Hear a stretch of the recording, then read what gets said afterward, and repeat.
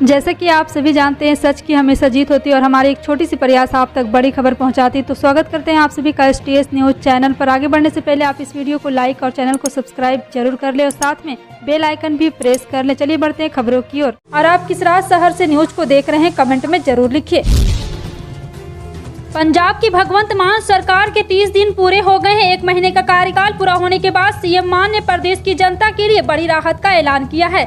लिहाजा सीएम ने 31 दिसंबर 2021 तक 2 किलोवाट तक की पुराने बिजली बिलों को माफ करने की घोषणा की है, जिसके बाद अरविंद केजरीवाल ने प्रेस कॉन्फ्रेंस की है। उन्होंने कहा है कि आज पंजाब के मुख्यमंत्री भगवंत मान ने बहुत शानदार ऐलान किया है। लोग बहुत खुश हैं, मुझे बहुत फोन आ रहे हैं। लोग कहते थे कि खजाना खाली है, लेकिन हम जो कहते हैं करके दिखाते हैं। आज पहली गारंटी पूरी कर दी, बाकी भी करेंगे। अरविंद केजरीवाल ने पूर्व के सरकारों पर आरोप लगाते हुए कहा है कि इन पार्टियों ने खजाना खाली कर दिया था। हमारी नीयत साफ है, हमने 1 महीने में ही पाई बचाना शुरू कर दिया है। जब हमारी सरकार बनी तो माफियाओं ने हमें अप्रोच किया कि क्या सिस्टम है। हमने कहा है कि सिर्फ ईमानदारी से काम करो। दिल्ली सीएम ने कहा है कि आप देखिए कि 1 महीने में ही आपकी बिजली फ्री हो गई, महंगाई से लोगों को राहत मिलेगी।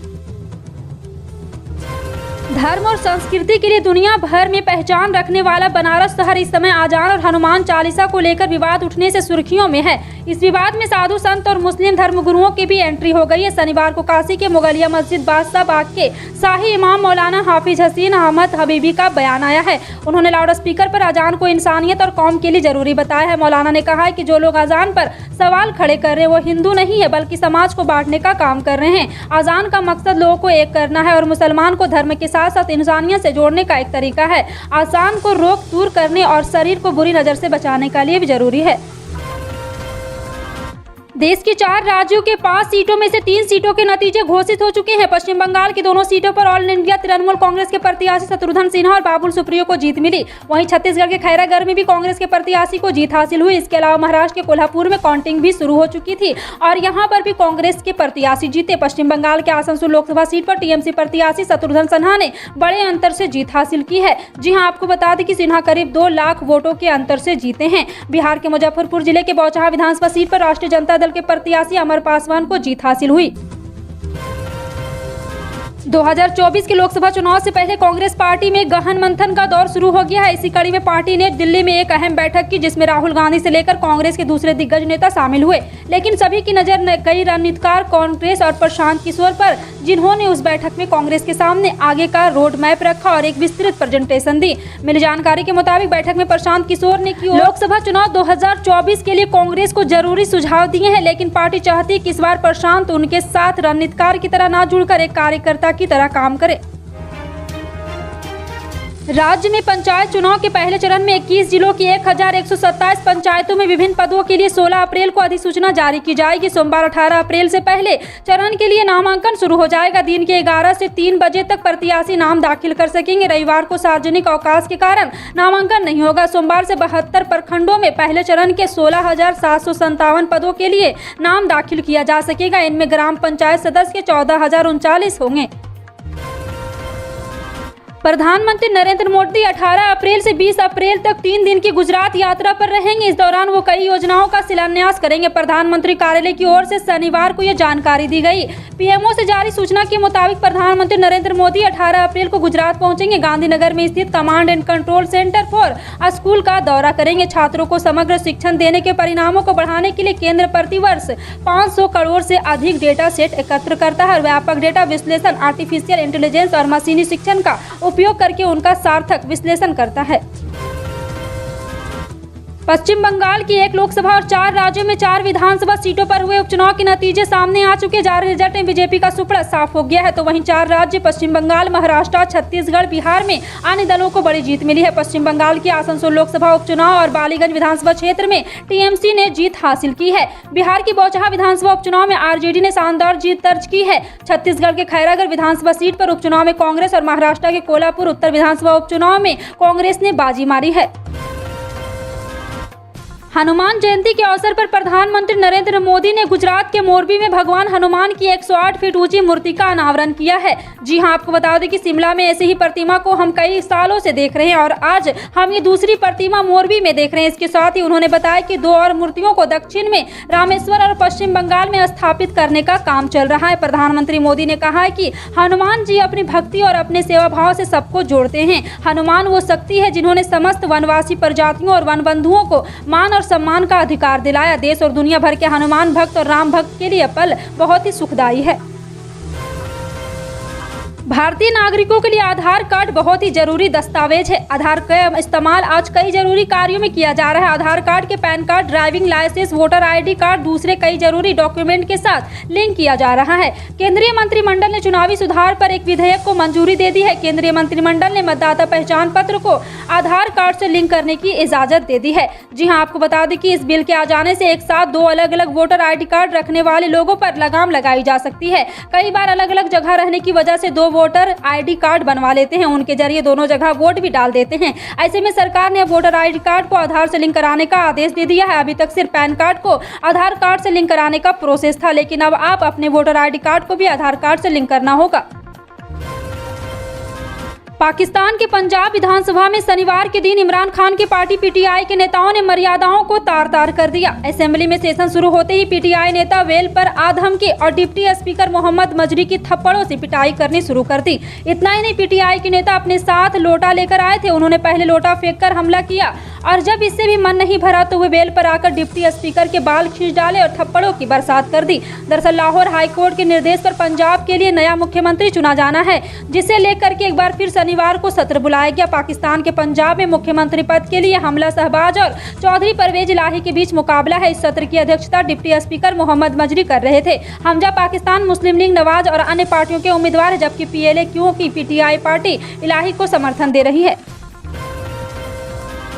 मध्य प्रदेश के खरगोन और कुछ अन्य स्थानों पर 10 अप्रैल को रामनवमी पर हुई हिंसा में शामिल आरोपियों के ठिकानों को ध्वस्त करने के लिए चलाया जा रहा MP सरकार की अभियान का मामला अब हाईकोर्ट पहुंचने वाला है। मध्य प्रदेश की भारतीय जनता पार्टी नीति सरकार के तोड़फोड़ अभियान के खिलाफ मुस्लिम समुदाय के कुछ सदस्यों ने हाईकोर्ट का दरवाजा खटखटाने का फैसला किया है। मध्य प्रदेश के एक मौलवी ने कहा कि तोड़फोड़ अभियान ने कई लोगों को बेघर कर दिया है। उन्होंने राज्य सरकार से पूछा है कि आखिर कथित तौर पर दंगों में शामिल लोगों के परिवार के सदस्यों को क्यों दंडित किया जा रहा है। राज्य सरकार ने रामनवमी के जुलूस के दौरान पथराव अन्य तरह की हिंसा में शामिल लोगों को कथित रूप से अवैध संपत्ति को तोड़ने फोड़ने का अभियान शुरू किया है।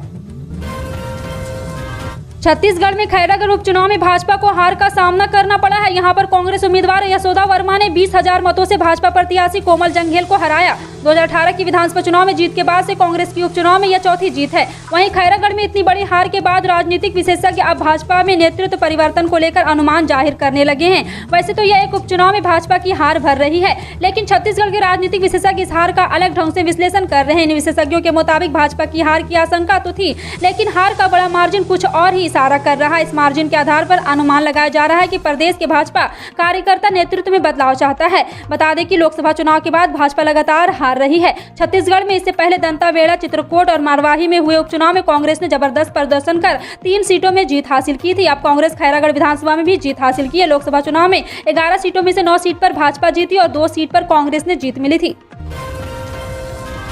राष्ट्रीय राजधानी दिल्ली में कोरोना के केस फिर बढ़ने लगे हैं। इस बार कोरोना के मामले स्कूलों में सामने आ रहे हैं, जिसके चलते सरकार को फिर से पाबंदियां लगाने पर मजबूर होना पड़ रहा है। हालांकि दिल्ली के इंद्रप्रस्थ अपोलो अस्पताल में बाल रोग विशेषज्ञ डॉक्टर अस्मिता मल्होत्रा ने सुझाव दिया है। उन्होंने कहा कि कोरोना के केस मिलने के बाद स्कूल को बंद करने की कोई आवश्यकता नहीं, बल्कि इसके बजाय एहतियाती उपाय करने चाहिए। दरअसल बाल रोग विशेषज्ञ डॉक्टर अस्मिता मल्होत्रा ने कहा कि शिक्षक और छात्रों में कोविड-19 के लक्षण मिले हैं। ऐसे में उनके पॉजिटिव मिलने के बाद स्कूल को बंद करने की बिल्कुल भी आवश्यकता नहीं, क्योंकि स्कूली शिक्षा बच्चों के विकास का एक बहुत ही महत्वपूर्ण पहलू है। यहाँ बच्चों को शैक्षणिक विकास, भावनात्मक, मनोवैज्ञानिक और शारीरिक पहलुओं का विकास होता है।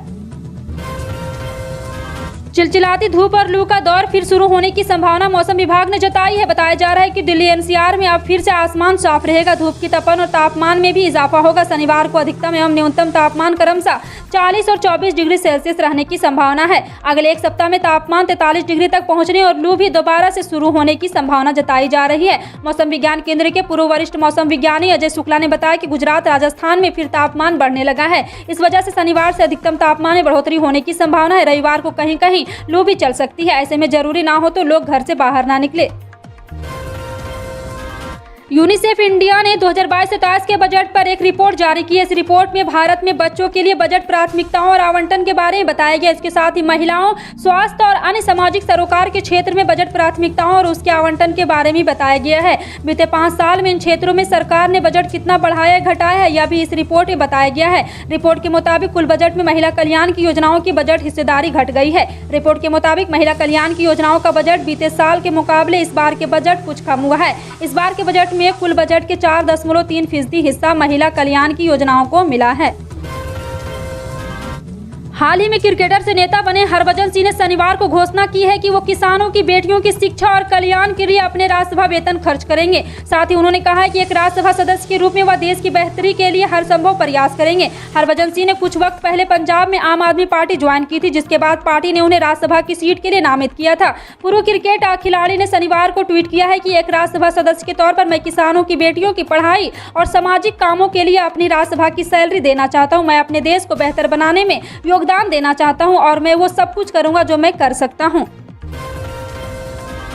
यूपी में गेहूं की सरकारी खरीद शुरू हो चुकी है, लेकिन सरकारी खरीद केंद्र पर सन्नाटा और आटा मिलों के बाहर गेहूं बेचने वाले किसानों की कतार क्यों लगी है? बागपत में खेकड़ा कस्बे की फ्लोर मिल के बाहर गेहूं बेचने वाले ट्रैक्टर और गाड़ियों की लंबी कतार लगी है। इस मिल में गेहूं बेचने वालों की कतार में प्रवीण कुमार भी लगे हैं। उनका करीब 40 क्विंटल गेहूं सरकारी खरीद रेट से करीब 100 रुपये महंगा फ्लोर मिल कर ले रहा है। बागपती किसान प्रवीण कुमार ने कहा है कि पिछले साल सरकारी खरीद केंद्र पर गेहूं बेचने के लिए रात भर लाइन में खड़ा रहना पड़ा था और इसलिए यहाँ लेकर आए। यहाँ 3-4 घंटे में गेहूं भी बिक जाता है और एमएसपी से ज्यादा पैसे भी मिल जाते हैं। जी हाँ, आपको बता दें कि इसी तरह के हालात गाजियाबाद गल्ला मंडी पे भी है। फिलहाल आपका इन सभी खबरों पर क्या कहना है, कमेंट सेक्शन में टाइप करके जरूर बताएं। पल पल की अपडेट जानने के लिए जुड़े रहें आप अपने NTS न्यूज चैनल से। मिलते हैं अगली बड़ी खबर में, तब तक के लिए जय हिंद।